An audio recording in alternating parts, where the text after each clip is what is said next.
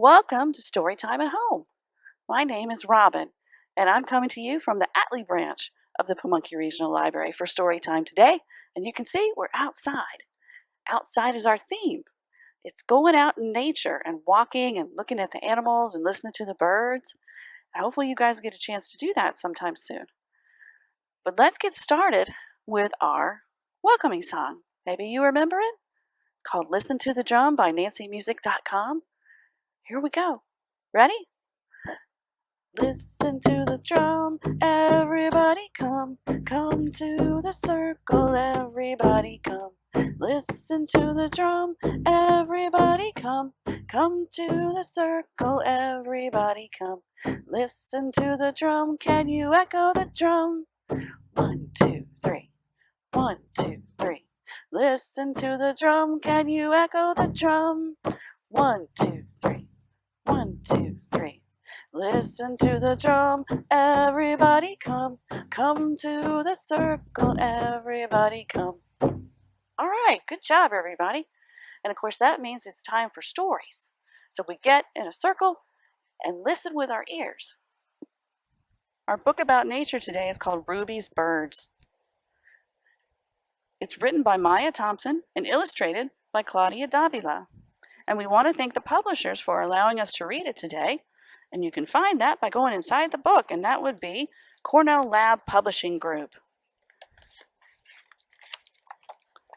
Ruby's Birds.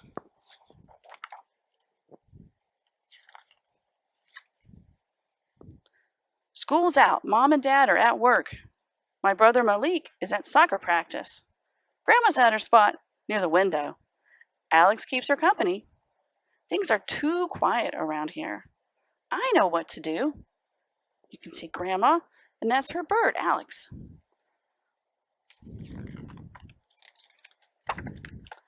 I play the piano. The piece my parents said is very grown up. I practice my dance routine, the one Malik calls stomping. I talk with Alex in a secret language Grandma taught us. Walking on, walking on. I sing at the top of my lungs the song I made up myself. La, la, la, la, la, la, la.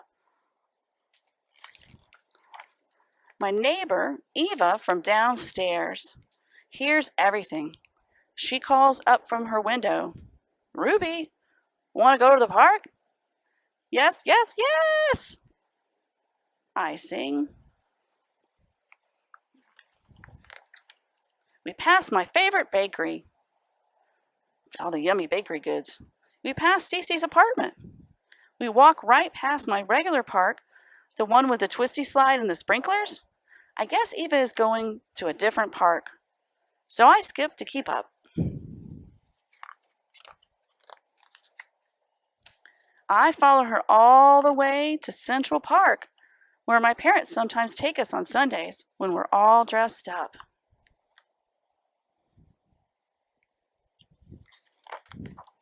Eva is going to the woods. I've never been that way. We sing made-up songs about joggers and strollers and fancy dogs.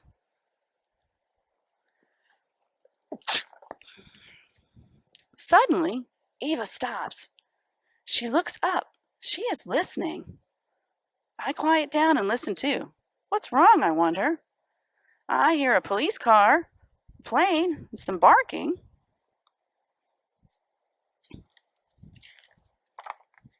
I tug on Eva's sleeve, but she's not paying attention.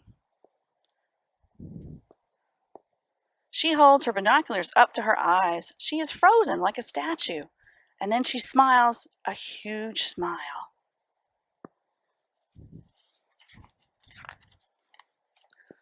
I guess everything's okay, so I start singing again. La la la la la, la la la la la. Ruby, you scared him away. Who did I scare away? I asked. Eva flops down on a bench. I sit too. It's a bird. I've only ever seen it back home in Costa Rica, she says. He's just stopping through on his way north, because this is the best patch of woods for miles around. He's quite a singer, just like you.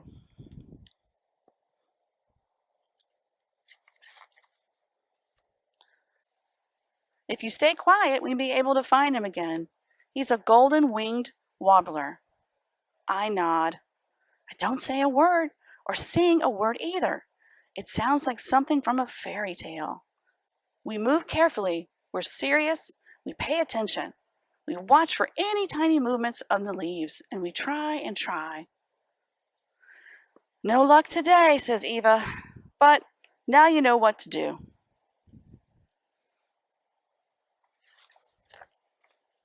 I sing myself to sleep as usual. Look at all these beautiful birds she's dreaming about.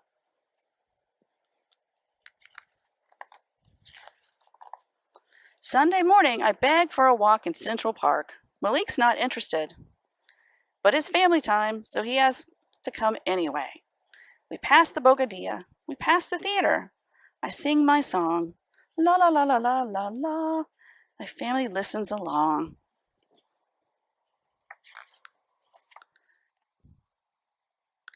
At the park, I lead them straight to the woods. I am silent. I'm serious. I'm paying attention. I hear a rustle in the leaves.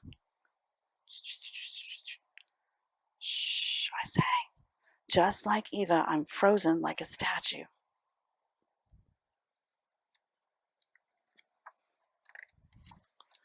A tiny bird pops out of the leaves. It looks one way, then the other, then right at me. I can't help it. I get a huge smile just like Eva's. Look, I yell. Ah, yes, says Grandma. It's a wobbler, I sing as he flies away.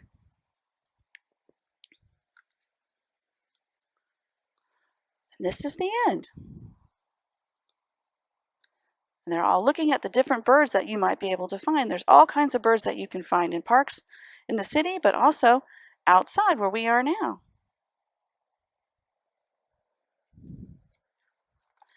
These are some of the birds that you might find in the city. American robin, cedar waxwing, house sparrow, a mourning dove, maybe even a peregrine falcon. It's a pretty cool thing to look for when you head out to the woods. Hope you enjoyed it. Okay, well, here's a little poem for you. Maybe you have flowers in your garden. Many of you might have a sunflower, possibly. That's what I've got on my shirt, sunflower. It's got a circle shape to it. And there are lots of different poems that you might know. There are lots of different poems about sunflowers, but this one's a neat one.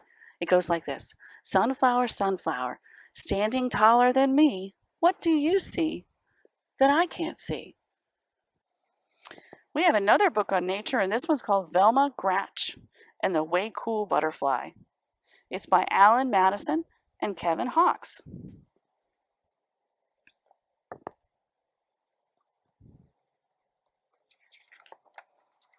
And we want to thank the publishers Schwartz and Wade Books of New York for letting us read this online.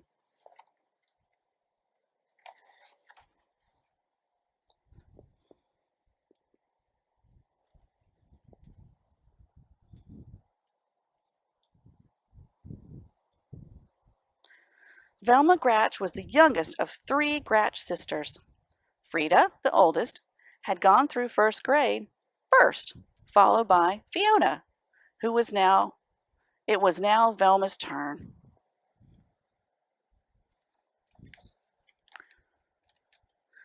The chorus teacher remembered Frida best because she had a nice voice, like an angel. The gym teacher remembered Fiona best because she ran like a devil. And the first grade teacher, Mr. Plexipus, fondly remembered both sisters because of Frida's miraculous math and Fiona's spectacular spelling. Everyone, from the glass penny pig to the principal, had magnificent memories of the older Gratch sisters, but they could hardly even recall Velma's name. This made Velma feel as if she did not belong in the first grade at all. She wanted to curl into a ball and roll right back into the kindergarten. Of course you belong, cooed Velma's mother, trying to cheer her up. You've only just begun. Soon everything will notice you.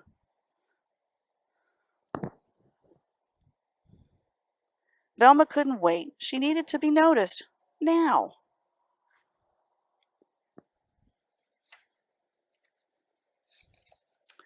In chorus, she sang the loudest so that the teacher could hear her the best. In gym, she ran the slowest so that the teacher could see her best. And in class, she refused to read and muddled her math. Mr. Plexipus lamented that she was the first Gratch stitcher ever sent to the principal's office. This brought a small smile to Velma's lips. Littlest Gratch, why are you singing so loudly in chorus and running so slowly in gym? Inquired Principal crossly. Because, answered Velma, I want you to remember me just like you remember Frida and Fiona. The principal's owlish eyes opened wide. But my dear, those Gratches are remembered for good things. Velma's small smile pretzel twisted into a full-blown frown. You can see it right there.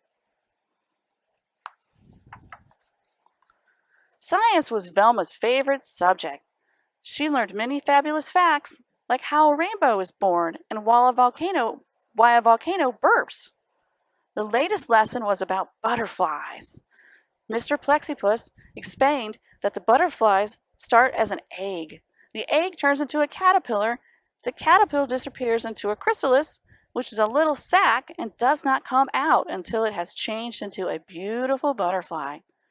He called this metamorphosis.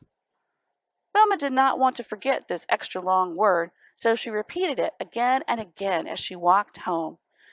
Metamorphosis, metamorphosis, metamorphosis.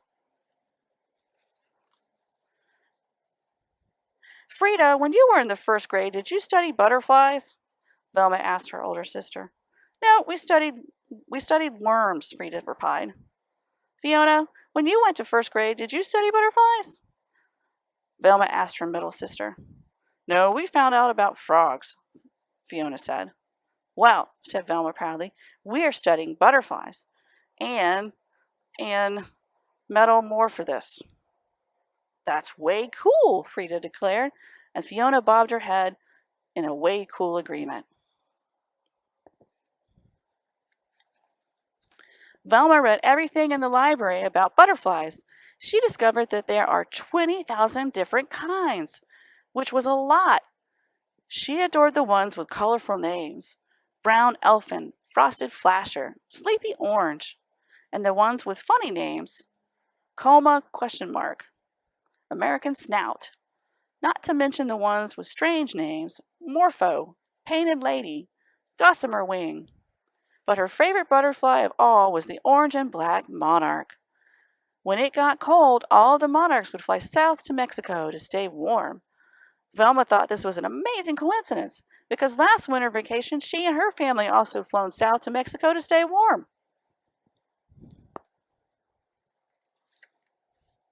In science, Mr. Plexipus announced that they would take a class trip to the Butterfly Conservatory, a place where real butterflies were collected and cared for.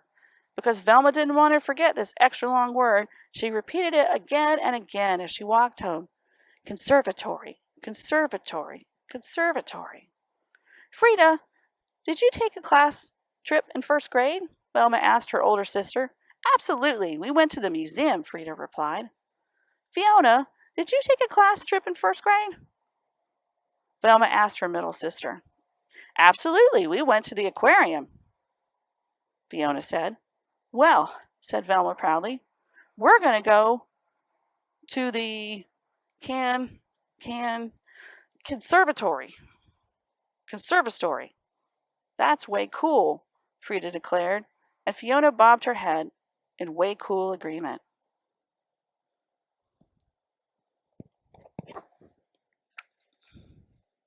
The Butterfly Conservatory was surrounded by fancy flower beds and bedecked with banners of butterflies. Velma was so excited. Her knobby knees wobbled, her spaghetti arms trembled, and her carroty curls shook. A sharp-nosed woman holding a clipboard introduced herself. I am your tour guide. Inside, a butterfly might land on you, but please don't touch its wings. Does anyone know why? Velma's hand shot up. Because they're made of teeny tiny scales that could rub off like dust, and And that is not good, she explained. Precisely, said the tour guide. What is your name? I'm Velma, the youngest of the Gratch sisters. I don't think I know your sisters, the guide commented as they entered the rainforest room.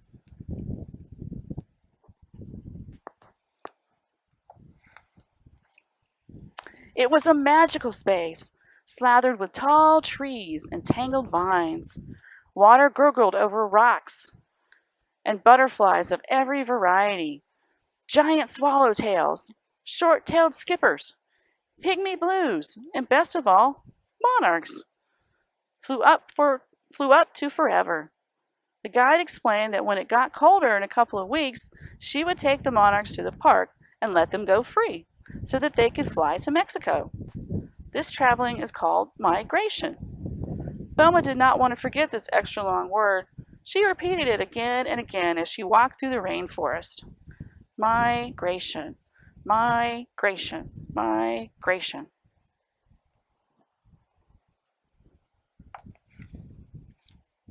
A gorgeous green coma rested on Randy's head. The class oohed. A baby brown elfin settled on Sandy's nose. The class awed. A big blue morpho alighted on Andy's shoulder, and the class gasps. But not one single butterfly landed on any part of Velma. Time to leave, instructed Mr. Plexibus. As they neared the exit, a tear formed in a distant corner of Velma's eye. All she wanted was one single tingly touch of a butterfly. On a nearby branch sat a most lovely monarch. How she yearned to pet those velvety, soft wings. She moved slowly. The class was leaving. One more inch. It was so pretty. She froze, as if she touched its wings, it might. Velma couldn't do it. She couldn't hurt the butterfly. Come now, Velma, we have to go. Sadly, Velma turned away, and at that very moment, the most miraculous, marvelous thing happened.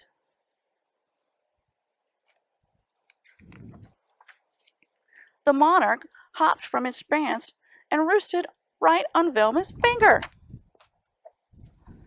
Delicate wings, slowly folding, antennae twitching, weightless and wondrous, the insect sat. Velma was in heaven. The bus is waiting, her teacher called. Velma placed her finger next to the branch. Bye-bye, butterfly, she whispered, but the monarch didn't move. We're closing, said the guide.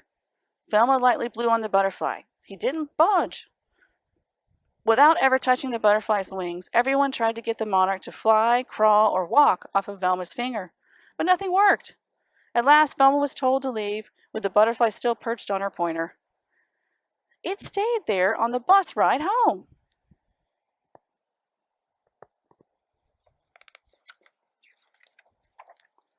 It stayed there when she slept and was still there when she woke. It stayed during gym, math, and reading, ballet, soccer. It stayed in and day out, and it stayed put on that pointer. Soon everyone from the glass penny big to the principal knew that about Velma and her butterfly. Mr. Plexibus lamented that Velma was positively the first Gratch to ever set foot in the principal's office twice. This stuck an oversized frown on Velma's face. Velma, the principal crossly commanded, it's time for the butterfly to go. Oh, I've tried to get it to go, Velma moaned, but it just won't. Well, no one will ever forget this, Principal fumed. Velma's frown. Pretzel twisted into a small smile. Hey, I know what to do, she proclaimed. My gray son. Velma paraded Principal crossly, Mr. Plexipus, her class, Frida and Fiona to the park. Car horns honked, people yelled, but despite all the commotion, the monarch did not move. A cool wind from the west blew through the field. In the middle stood the tour guide from the conservatory, carefully opening an enormous sack. A single monarch butterfly stepped out, looked around, and flitted away. It was trailed by 10, then 10 more. soaring up and up until the sky overflowed with thick clouds of orange and black. What's happening? Wondered Frida. Why are you letting them go? Demanded Fiona. Migration, answered the guide. My gray son, repeated Velma. The wings tousled Velma's hair and tickled her butterfly wings. And the monarch jumped onto her nose as if to give her a kiss, and then it took flight to join its friends. Over the treetops it flew, over the skyscrapers, and up into the world of wide blue, orange, and black, yonder on its way to Mexico. Velma, shouted Principal crossly. Everyone turned toward her. Oh no, fretted Velma, sure that she was about to become the only Gratch censor to be sent to the principal's office 3 times. That is way cool, the principal said, and one and all bobbed their heads in way cool agreement. Then, with her fine finger where the monarch had sat still tingling, Velma, followed by her 2 sisters, floated home. The end. Hope you guys liked that one. All right, let's sing our song about the kookaburra. The kookaburra is a bird from Australia. Maybe you've seen a video of one before or a picture. They look like a kingfisher like we have here, and they sit in what they call a gum tree, which is also called a eucalyptus tree. Eucalyptus are used for lots of flower arrangements because they smell pretty good. So let's sing our song. Here we go. Kookaburra sits in the old gum tree, merry, merry king of the bushes he. Laugh, kookaburra gay your life must be. Kookaburra sits in the old gum tree, eating every gumdrop he can see. No, kookaburra, save some there for me. Okay, so when you head outside on your nature walk with your family or friends or caretakers, you want to look for certain things when you're out there. And we have a scavenger hunt sheet here at the library that you can pick up. And it has things on it like cardinals, robins, squirrels. Other things that you might see on your nature walk would be actual plants, right? Maybe a pine cone or some flowers or leaves. And you can make crafts out of those. One of the things that we're going to make is going to be a pine cone covered in peanut butter and seed for the birds. It's a natural way to recycle that pine cone.